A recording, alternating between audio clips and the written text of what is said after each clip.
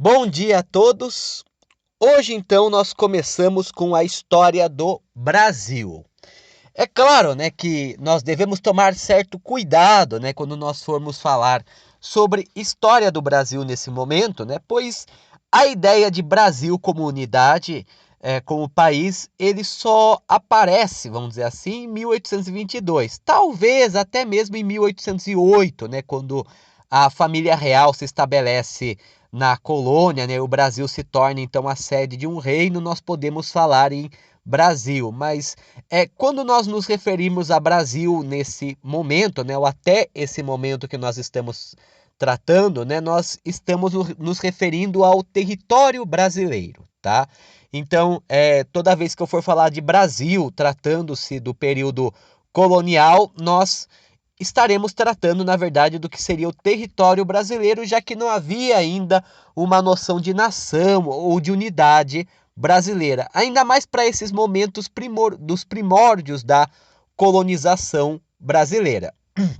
Então, hoje especificamente nós iremos tratar sobre o período que é conhecido como período pré-colonial, né? Que ele se estende de 1500 até a década de 30 do século XVI, 1532 mais ou menos, né? Esse é o período pré-colonial, né? O período pré-colonial, por que que ele tem esse nome exatamente, né? Nessa época o Brasil já não era colônia, né? Em 1500 o Pedro Álvares Cabral não chegou ao Brasil e não reivindicou o Brasil como colônia de Portugal? Sim, de fato, né? Então, desde a missão de Pedro Álvares Cabral, a costa brasileira passou ao domínio português. No entanto, durante os primeiros 30 anos do domínio português no Brasil, nós não temos uma colonização efetiva. E por isso que se chama período pré-colonial, pois ainda não havia necessariamente uma colonização efetiva do Brasil nesse período. Então, como que se caracteriza, né, esse período pré-colonial? Bem, primeiro a gente tem que voltar um pouquinho no tempo, né? Com as grandes navegações, então retomando, né, nós temos desde 1415, com a tomada de Ceuta no Marrocos pelos portugueses, nós começamos a fase das grandes navegações, que vão ter vários desdobramentos. Então nós vamos ter o Bartolomeu Dias, que vai dobrar o Cabo da Boa Esperança. Nós vamos ter o Diego Cão, né, que vai ser o responsável pela cristianização do Reino do Congo, na África. Nós teremos o Vasco da Gama, que vai ser o primeiro europeu a chegar à Índia, né, Calicut, no caso, por via marítima. O Colombo, que descobre a América sem saber que tinha descoberto o novo continente, o Américo Vespúcio, que confirma daí que um novo continente foi, uma nova massa de terra foi descoberta. Então, nesse período, já mais ou menos por volta da década de 1480, 1490, nós já temos uma série de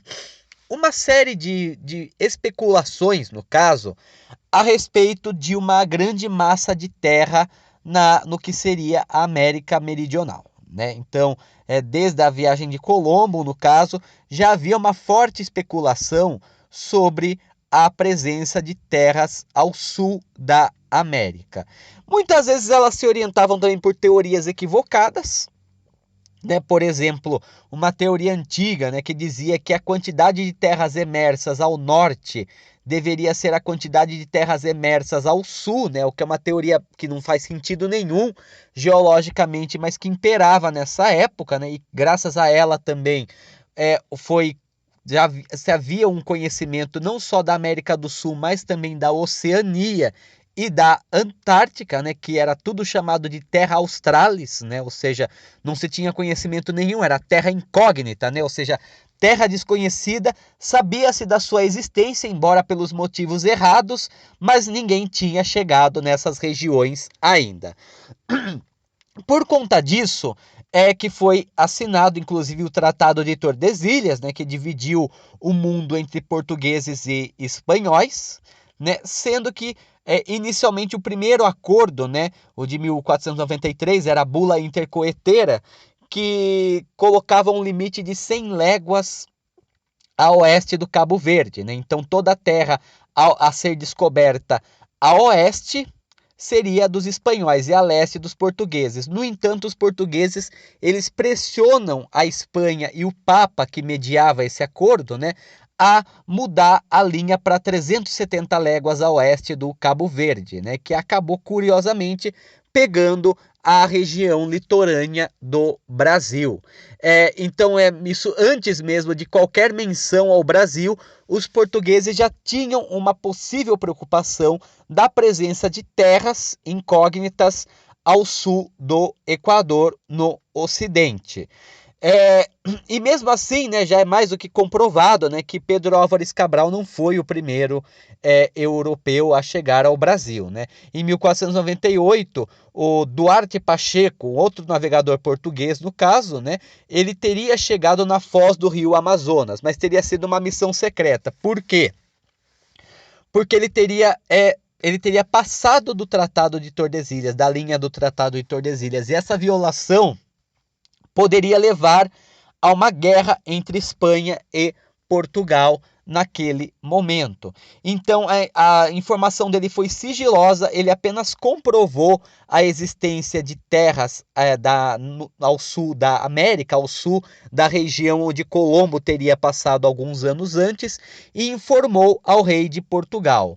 Com isso, daí o rei de Portugal ele enviou a missão de Pedro Álvares Cabral, que foi uma missão que na verdade tinha como destino a Índia, né? Importantíssimo que o foco de Pedro Álvares Cabral não era descobrir o Brasil e sim chegar à Índia, mas que não se sabe se acidentalmente ou se propositalmente, né? Pedro Álvares Cabral ele chegou na região de Porto Seguro, né?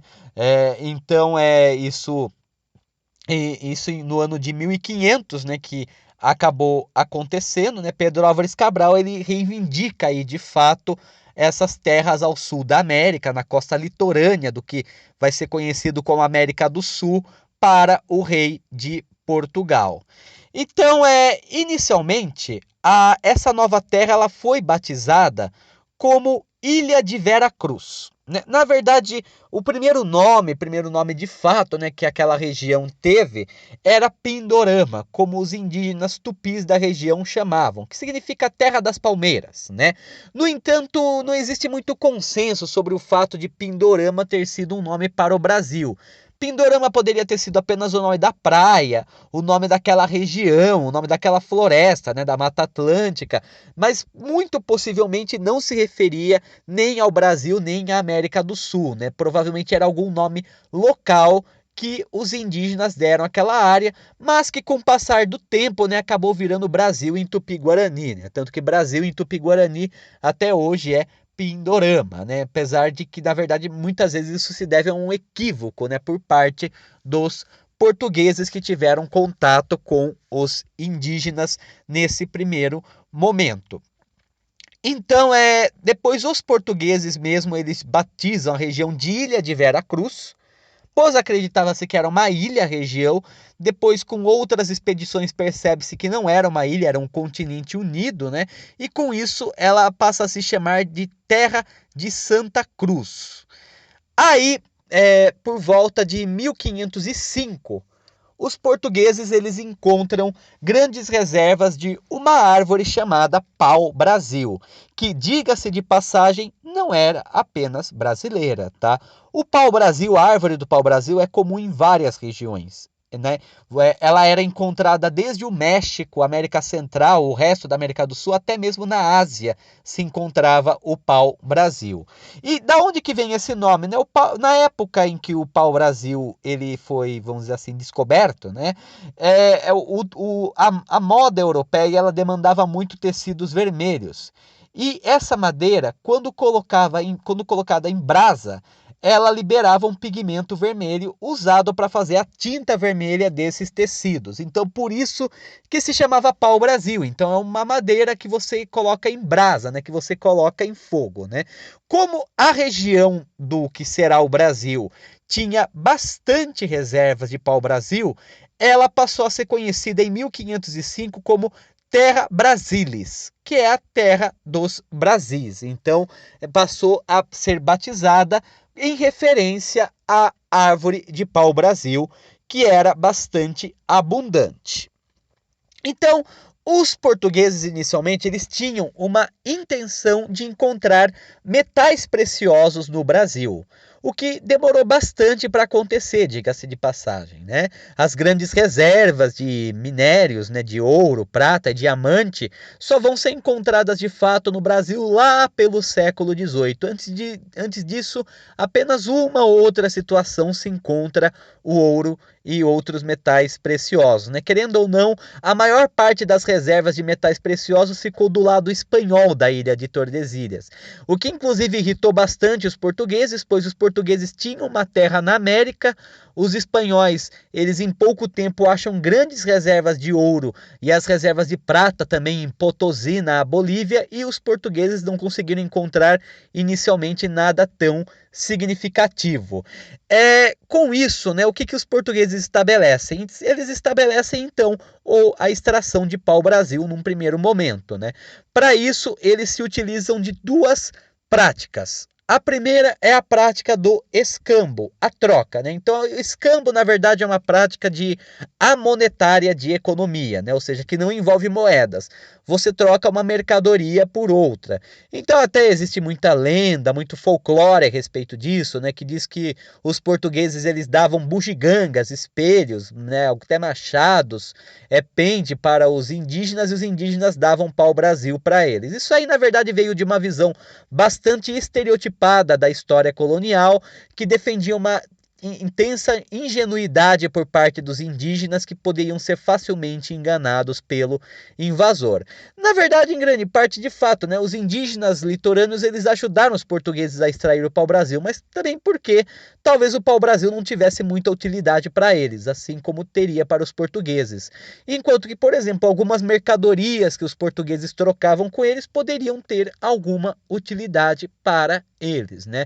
Talvez se fosse contar uma história inversa, os indígenas poderiam falar que eles estavam enganando os portugueses, né? Já que eles conseguiram uma série de materiais que eles não conheciam em troca de madeira, que era super comum para o cotidiano deles. Mas controvérsias à parte, né? Não, acho que não cabe entrar muito nesse detalhe agora, né? Mas essa própria ideia do escambo, ela acabou ganhando uma visão bastante estereotipada, né? E acabou sendo perpetuada na história, ainda é muito perpetuada até os dias de hoje, nessa questão de que os portugueses enganaram os indígenas, que os indígenas eram ingênuos, facilmente manipuláveis pelos portugueses, que ofereceram uma riqueza inestimável que para eles não era riqueza nenhuma, não tinha valor econômico nenhum, né? Em troca de qualquer coisa.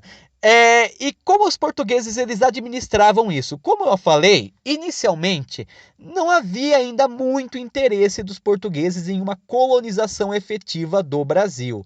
Então os portugueses eles adotaram no Brasil uma prática que eles já faziam na África no século XV, que é a criação de feitorias. Feitorias eram pequenas fortalezas, pequenas fortificações que serviam como armazéns, né? Então seriam armazéns fortificados.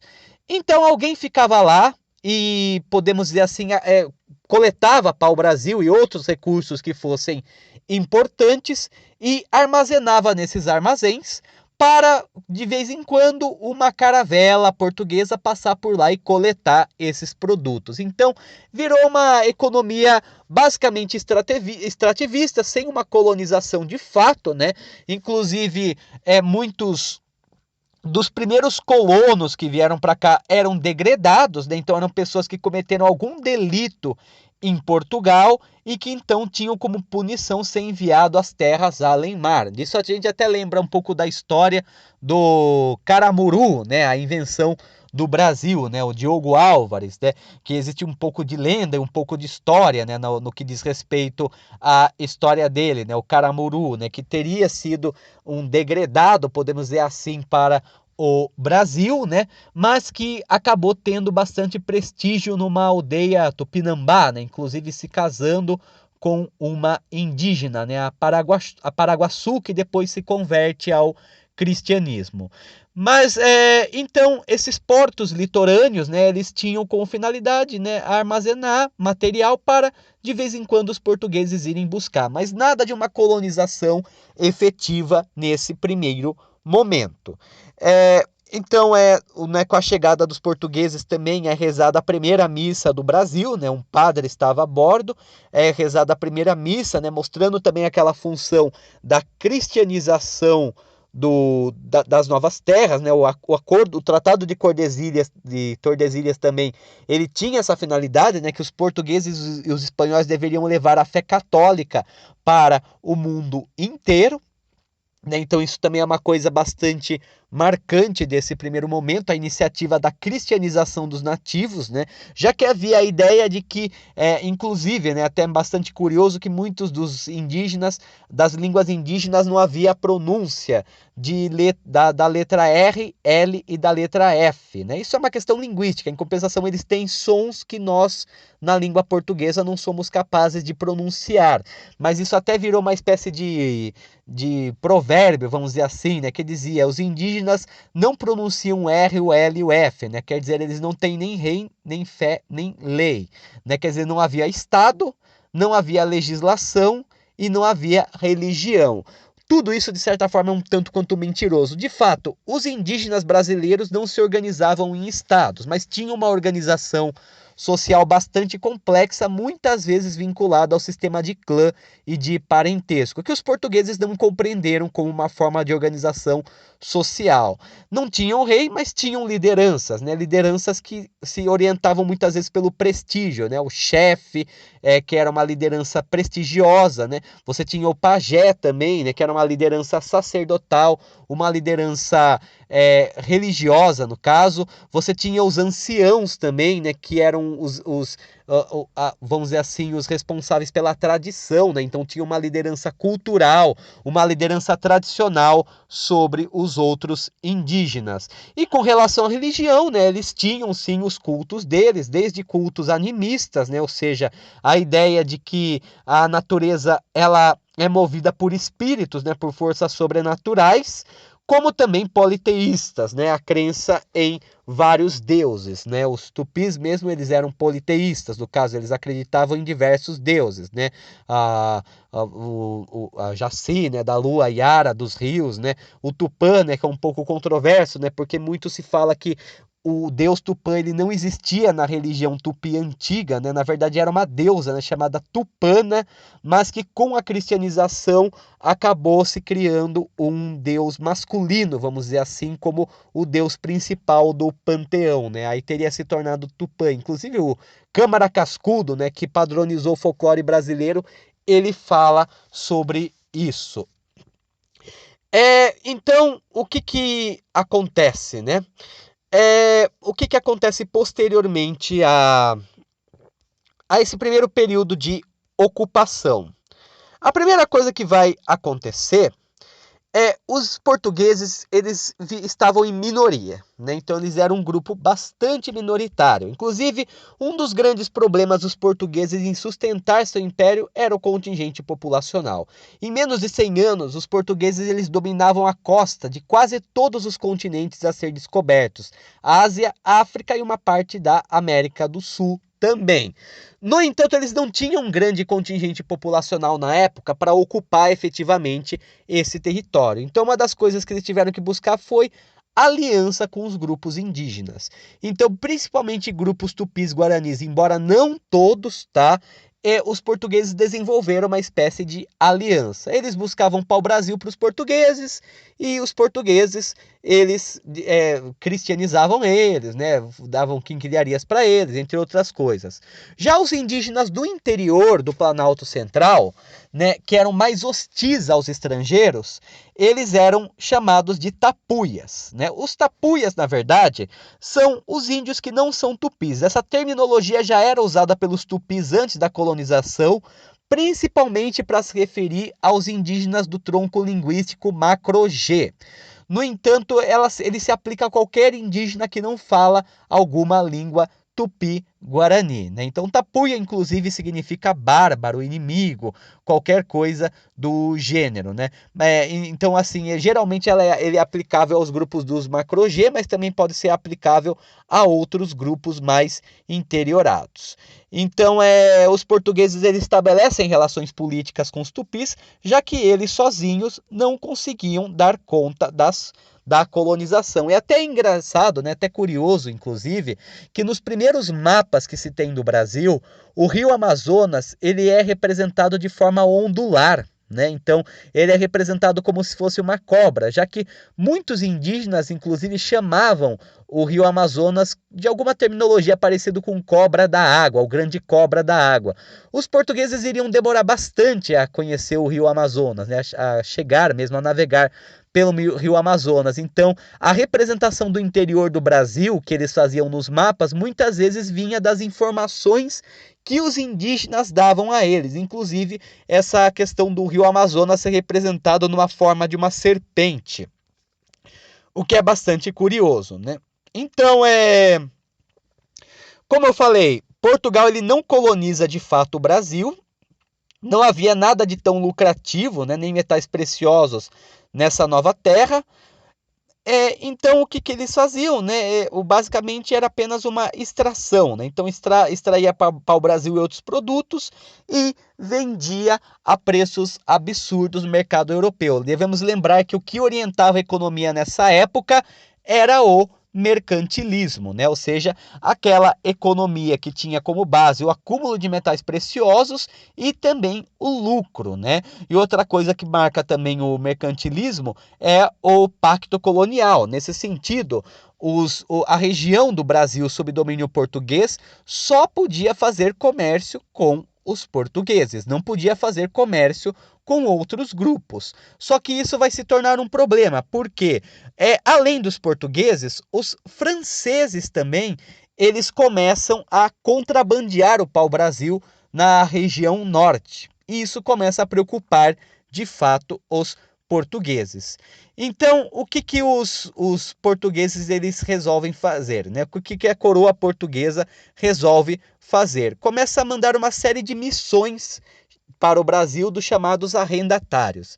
Então, os arrendatários, no caso, eles eram portugueses que se voluntariavam para explorar a madeira e uma parte do que eles conseguiam, eles tinham que pagar uma taxa, um tributo para Portugal. Então essa foi a primeira política. Os arrendatários, inclusive, são muito parecidos com os adelantados na Espanha, né?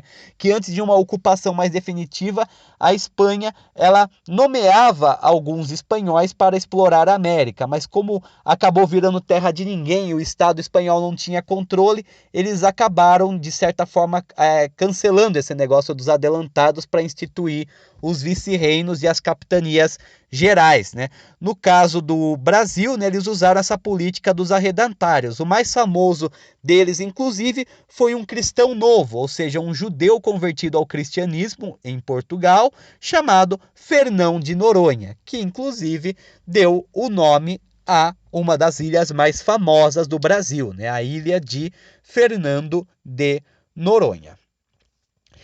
Então, por que se nesse primeiro momento não havia ainda uma colonização efetiva, por que depois, de repente, os portugueses resolvem colonizar o Brasil de fato?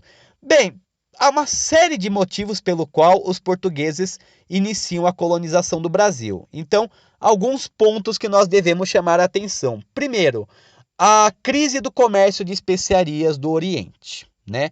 Então, os portugueses eles enriqueceram muito com as especiarias do Oriente, açúcar, canela, né? Depois também alguns metais preciosos e tudo mais. Só que o problema é que nessa época os portugueses eles já não passam a ter um monopólio nessa região, né? Então, outras nações europeias passam também a explorar essa área. Já não é mais apenas os portugueses que conseguem esses produtos a preços baixíssimos e lançam no mercado europeu a preços altíssimos, né? Às vezes com lucro de 200 ou 300%, dependendo da situação. Também o Império Português na Ásia ele começa a enfrentar um problema, justamente pelo fato deles não terem tanto contingente populacional para manter a colonização. Os territórios portugueses eles começam a perder lugar para missões francesas, holandesas e inglesas. Também nós temos a recuperação das rotas comerciais pelos muçulmanos e, ao mesmo tempo, a Rota da Seda começa a ser atacada por cavaleiros turcomanos, né? Então, com isso também, o comércio de especiarias ele começa a ficar mais difícil na Ásia. Ao mesmo tempo em que na Ásia nós temos uma crise do comércio de especiarias, o território brasileiro ele começa a ser ocupado por outros povos. Como eu falei anteriormente, franceses começam a fazer contrabando de pau-brasil, mas não apenas. Nós temos a presença de piratas ingleses também, nós temos também os espanhóis que começam a se expandir, a se interiorizar pelo continente americano, o que vai preocupando os portugueses. Além do mais, os espanhóis encontram ouro e prata na América do Sul, o que fornece esperanças dos portugueses de conseguir achar metais preciosos na sua porção sul-americana.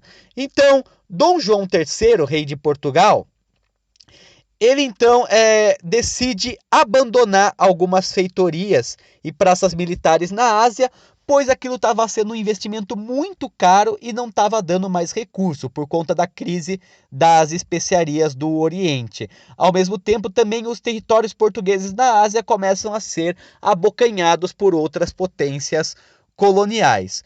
Com isso, Portugal começa a se voltar mais para o Brasil. Só que tem um problema, o Brasil não está colonizado. Os portugueses, eles têm apenas um domínio nominal no Brasil. O que fazer então, né? Qual que seria a prática que deveria ser conduzida nesse momento? Então, em 1530, é realizada a primeira expedição colonial, que foi conduzida por Martim Afonso de Souza, que funda a primeira vila de fato no Brasil, a Vila de São Vicente, próximo a Santos, né? Até hoje, inclusive, existe a cidade de São Vicente, né? A primeira vila do Brasil. Para facilitar a colonização, o rei de Portugal também, ele distribuiu terras para nobres portugueses, as chamadas capitanias hereditárias. Então, as capitanias hereditárias foram o quê? A coroa portuguesa dividiu a costa brasileira em 15 faixas de terra e atribuiu elas a vários nobres portugueses, que seriam os capitães-mor, né? Então, isso aí ficava registrado num documento chamado Sesmarias, né? Inclusive, eram dois documentos principais, né? A carta de doação, no caso, ela estabelecia que aquele nobre português ele teria direito àquele território, né? E o floral, né? Que basicamente estabelecia os direitos e deveres do capitão-mor naquele território. Isso incluía desde ocupar a terra, fazer a terra econômica, até mesmo a cristianização dos indígenas presentes. Então, as capitanias hereditárias elas são, de certa forma, uma herança do feudalismo português, da tradição feudal portuguesa. Elas possuíam grande autonomia, embora ela respondesse diretamente ao rei de Portugal e não se baseasse na economia agropecuária feudal, né, e sim numa economia mercantilista, no intuito de produzir lucro para a metrópole portuguesa. Então, embora tenha a mesma origem e seja muito parecido, não se deve igualar as capitanias hereditárias ao feudalismo português. Tá? O feudalismo ele era uma economia autossuficiente, não visava lucro, o rei mesmo não tinha grande poder, né? Era mais voltado para a agricultura. Já as capitanias hereditárias estavam inseridas numa economia mercantil, voltada para o comércio e para o lucro, e tinha um poder central, né, que era a coroa portuguesa, embora num primeiro momento as capitanias hereditárias tivessem bastante autonomia. Aí, né, o que nós temos a partir disso, né? Então é estabelecido a capitania hereditária, né, com os capitães donatários, a carta de doação, né, que estabelecia a doação da sesmaria, né, o fato daquela terra ser dos capitães, inclusive os capitães podiam inclusive doar sesmarias para outro, né? Então eles tinham aquela faixa de terra, mas eles podiam dividir a terra para outro, para seus filhos, parentes ou para outros nobres, para facilitar a exploração, né, as sesmarias, e o foral, né, que eram os direitos e os deveres do donatário. No entanto, esse projeto das capitanias hereditárias se torna um grande fracasso. Primeiro porque muitos capitães mor não quiseram vir para o Brasil, né? Eles tinham uma vida de luxo, uma vida de pompa em Portugal, eram nobres, né? Ou seja, tinham um grande status e não tinha o porquê deles virem para cá para viver no meio da selva, com os indígenas, com animais selvagens, apenas para conseguir terra e ainda ter que fazer ela produtiva. Alguns até vieram, mas morreram, né? Alguns chegaram aqui ou se perderam, né? Ou acabaram morrendo também, né? Por conta de ataques indígenas ou de doenças tropicais. De qualquer forma, só duas vão prosperar de fato. A capitania de Pernambuco, que é o que vai instituir o ciclo do açúcar, né? A produção de açúcar vai prosperar muito em Pernambuco. Pernambuco vai ser um grande centro açucareiro mundial pelos próximos 100 anos, podemos dizer dessa forma, com uma tecnologia de construção de engenho, né, com o poder também de uma nobreza muito forte que conseguiu recursos para comprar escravos africanos, né? Então a escravidão africana também vai ser muito forte lá nesse trabalho em engenhos, né? E vai ser a que mais vai enriquecer, a que mais vai prosperar. São Vicente também foi outra capitania que deu certo, no entanto, ela vai ter um panorama bem diferente de Pernambuco, né? No caso, São Vicente, a economia açucareira ela não vai ser tão próspera, até mesmo a escravidão africana não vai chegar tão longe em São Vicente, porque a maioria das pessoas de São Vicente viviam no que seria uma espécie de classe média, vamos dizer assim, né? Não eram uma nobreza de terras, né? Mas também não eram totalmente despossuídos. São Vicente vai ter grande importância depois, com a interiorização do território brasileiro. Então, outras práticas econômicas eram utilizadas em São Vicente também. Além tinha um certo plantio de cana-de-açúcar, mas nada comparável a Pernambuco, né? E você vai ter também, desde a pesca até a coleta de drogas do sertão, né? Que eram ervas que podiam ter utilidade medicinais ou de temperos, né? E também a criação de gado, né? A pecuária também se torna comum em São Vicente. As outras elas fracassam, né, tanto por ataques indígenas como pelo desinteresse pelo território e a falta de contingente para povoamento. Como fracasso das capitanias hereditárias, então, a coroa portuguesa decide estabelecer em 1548 o governo geral. Então, assim, as capitanias hereditárias elas tinham muita autonomia e, ao mesmo tempo, elas foram um fracasso. Elas não deixaram de existir, tá? As capitanias hereditárias vão permanecer até o século XIX. Só que agora vai ter uma nova estrutura política no Brasil. Vai ter um representante do próprio rei de Portugal em terras brasileiras. Com isso, em 1548 é criado o governo geral, né, que passa a se estabelecer na capitania da Bahia e que funda a cidade de São Salvador, que passa a ser conhecida depois apenas como Salvador. O primeiro governador foi o nobre português Tomé de Souza. Então, Tomé de Souza foi o responsável por centralizar a administração portuguesa no Brasil e, inclusive, fiscalizar as capitanias hereditárias, que ainda vão permanecer, né? Então, Tomé de Souza, ele será o primeiro governador. O governo dele vai durar de 1549 a 1553. É no governo dele que nós vamos ter as primeiras cabeças de gado e a criação do primeiro bispado. Ou seja, né, uma representação católica no Brasil. Ele é sucedido daí por Duarte da Costa, que vai ser marcado por vários conflitos contra indígenas e atritos contra a igreja por conta desses conflitos contra indígenas, já que a igreja ela defendia a catequização e a cristianização dos indígenas, né, e não o massacre. E também, né, nós vamos ter a primeira invasão estrangeira de fato do Brasil, que vai ser a invasão francesa, Duarte da Costa, né? Nós vamos ter no governo do Duarte da Costa a primeira invasão estrangeira no Brasil, que é a invasão francesa no que vai ser a Guanabara, né, o que vai ser posteriormente o Rio de Janeiro. Lá nós teremos a fundação da chamada França Antártica. O que foi esse evento conhecido como a França Antártica? A França Antártica foi assim: vários franceses protestantes, huguenotes, calvinistas no caso, que eram perseguidos pelo regime católico da França durante as guerras de religião, eles vieram para a América do Sul. Eles eram protestantes, calvinistas. O líder foi Nicolas de Villiers, né? Que inclusive era amigo, né? Ele era próximo do João Calvino, né? Que foi o fundador do calvinismo. Então, o que acontece? Villiers, ele acaba estabelecendo uma colônia na América do Sul, no que vai ser a Baía da Guanabara, que, embora teoricamente fosse território português, os portugueses não tinham uma ocupação tão definitiva de lá. E lá ele estabelece uma colônia calvinista, né? Então, uma colônia protestante, né? Uma colônia huguenote. Por muito tempo, os portugueses nem desconfiavam da presença dessa colônia, né? No entanto, o regime teocrático que se estabeleceu na chamada França Antártica, nessa colônia no que vai ser o Rio de Janeiro, era tão intenso que muitos franceses começaram a fugir de lá. E isso começou a chamar a atenção dos portugueses, que então Duarte da Costa ele prepara uma missão para combater essa colônia francesa.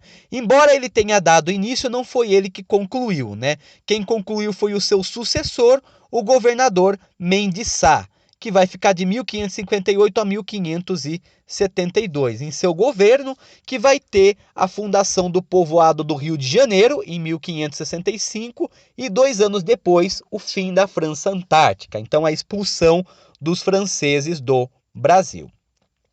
Também no governo geral, nós temos a chegada da Ordem Jesuíta, Companhia de Jesus, que foi uma ordem religiosa formada durante a Contra-Reforma, que tinha como intuito cristianizar os indígenas e reformar a educação na Europa.